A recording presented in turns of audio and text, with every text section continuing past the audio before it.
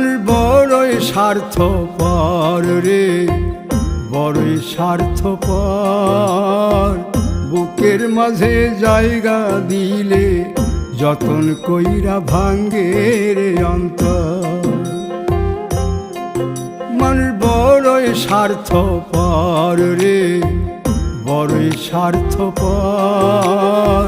বুকের মাঝে জায়গা দিলে যতন কইরা ভাঙ্গে রে অন্তর।